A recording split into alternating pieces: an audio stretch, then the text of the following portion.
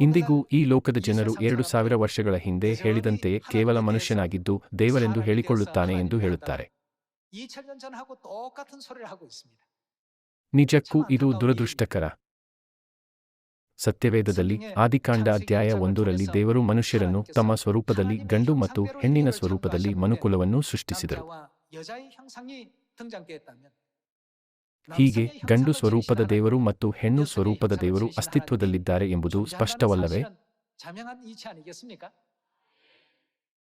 ಹಾಗಾದರೆ ತಂದೆ ದೇವರು ಮಾತ್ರವಲ್ಲ, ಬೇರೆ ಯಾರೂ ಇದ್ದಾರೆ? ತಾಯಿ ದೇವರನ್ನು ಸ್ವೀಕರಿಸುವುದೇ ನಿಜವಾದ ನಂಬಿಕೆಯಾಗಿದೆ. ಇಬ್ರಿಯರಿಗೆ ಅಧ್ಯಾಯ 9ರಲ್ಲಿ ಹೀಗೆಂದು ಬರೆಯಲಾಗಿದೆ: ತನ್ನನ್ನು ನಿರೀಕ್ಷಿಸಿಕೊಂಡಿರುವವರಿಗೆ ರಕ್ಷಣೆಯನ್ನುಂಟು ಮಾಡುವುದಕ್ಕೋಸ್ಕರ ಪಾಪ ಸಂಬಂಧವಿಲ್ಲದವನಾಗಿ ಎರಡನೆಯ ಸಾರಿ ಕಾಣಿಸಿಕೊಳ್ಳುವನು. ಅವರು ಎರಡನೇ ಸಾರಿ ಶರೀರದಲ್ಲಿ ಬಂದರೂ ನಾವು ಅವರನ್ನು ಸ್ವೀಕರಿಸಲು ಸಾಧ್ಯವಾಗಬೇಕಲ್ಲವೇ? ದೇವರು ಎಲ್ಲೆಂದರಲ್ಲಿಗೆ ಬರುವುದಿಲ್ಲ, ಆದರೆ ರಕ್ಷಕರಾಗಿ ಚೀಯೋನಿಗೆ ಬರುತ್ತಾರೆ.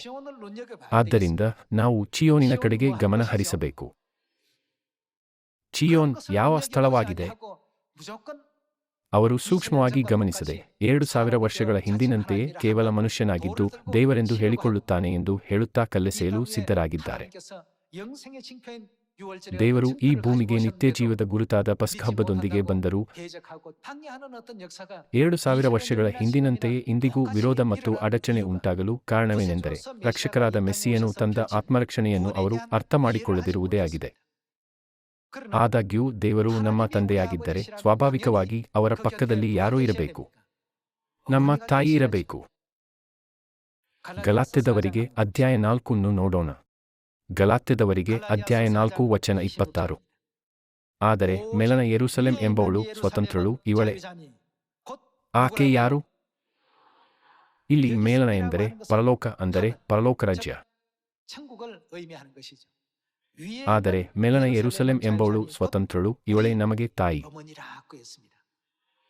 ನಮಗೆ ಯಾರು ಇದ್ದಾರೆ? ನಮಗೆ ಆತ್ಮಿಕ ತಾಯಿ ಇದ್ದಾರೆ. ಇಲ್ಲಿ ನಮ್ಮ ತಾಯಿ ಎಂದು ಬರೆಯಲಾಗಿದೆ. ಆಕೆ ಅಪೊಸ್ತಲ ಪೌಲನ ದೈಹಿಕ ತಾಯಿಯೇ? ಇಲ್ಲ, ಮೇಲಣ ಅಂದರೆ ಪರಲೋಕದಲ್ಲಿರುವವರು ನಮ್ಮೆಲ್ಲರ ಆತ್ಮಗಳಿಗೆ ಜನ್ಮ ನೀಡಿ ಜೀವ ಕೊಟ್ಟ ನಮ್ಮ ತಾಯಿಯಾಗಿದ್ದಾರೆ.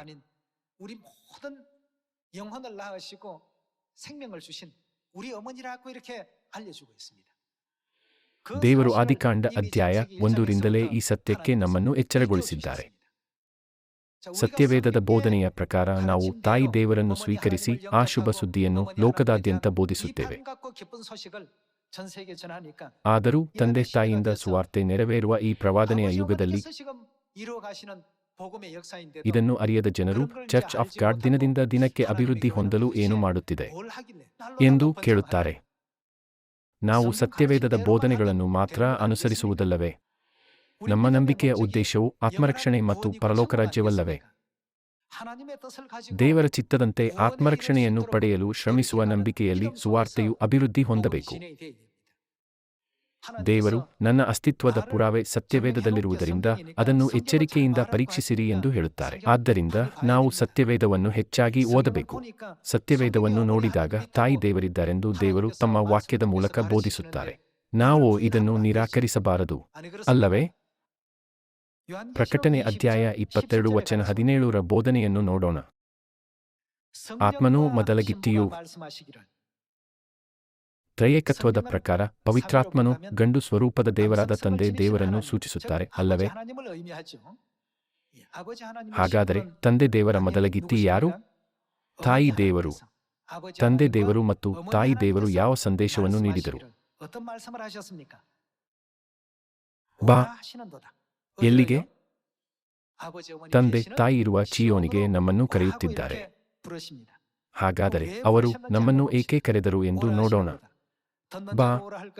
ಕೇಳುವವನು ಬಾ ಅನ್ನಲಿ, ಬಾಯಾರಿದವನು ಬರಲಿ, ಇಷ್ಟವುಳ್ಳವನು ಏನೆಂದು ಹೇಳಿದರೂ ನಿತ್ಯಜೀವವನ್ನು ಕೊಡುವ ಜೀವಜಲವನ್ನು ಕ್ರಯವಿಲ್ಲದೆ ತೆಗೆದುಕೊಳ್ಳಲಿ. ಸತ್ಯವೇದದ ಕೊನೆಯ ಭಾಗವಾದ ಪ್ರಕಟಣೆ ಪುಸ್ತಕದಲ್ಲಿ ಈ ರೀತಿ ತಿಳಿಸಲಾಗಿದೆ: ನಾವು ತಂದೆ ಮತ್ತು ತಾಯಿಯನ್ನು ಹುಡುಕಿ ಹೋಗಬೇಕು. ಏಕೆ? ದೇವರು ಆತ್ಮನು ಮೊದಲಗಿತ್ತಿಯಾಗಿ ಈ ಭೂಮಿಗೆ ಬಂದು ಬನ್ನಿ ಎಂದು ಕರೆಯುವಾಗ ನಾವು ಆ ಆಹ್ವಾನವನ್ನು ನಿರಾಕರಿಸಬಾರದು. ಪರಲೋಕ ರಾಜ್ಯವನ್ನು ಪ್ರವೇಶಿಸಲು ಮತ್ತು ಆತ್ಮರಕ್ಷಣೆಯನ್ನು ಹೊಂದಲು ಬಯಸುವವರು ಹಾಗೂ ಉಜ್ವಲ ಭವಿಷ್ಯವನ್ನು ನಿರೀಕ್ಷಿಸುವವರು ಆತ್ಮನು ಮದಲಗಿತ್ತಿಯೂ ಕರೆಯುತ್ತಿರುವ ಸಭೆಗೆ ಹೋಗಬೇಕು. ತಂದೆ ಮತ್ತು ತಾಯಿ ನಮ್ಮನ್ನು ಎಲ್ಲಿಗೆ ಕರೆಯುತ್ತಿದ್ದಾರೆ? ನಾನು ಮತ್ತು ನೀವು ಬಂದಿರುವ ಈ ಚಿಯೋನ್ ಹಬ್ಬಗಳನ್ನು ಆಚರಿಸುವ ಚರ್ಚ್ ಆಫ್ ಗಾಡ್. ಈಗ ದೇವರು ಎಲ್ಲರನ್ನೂ ಇಲ್ಲಿಗೆ ಕರೆಯುತ್ತಿದ್ದಾರೆ.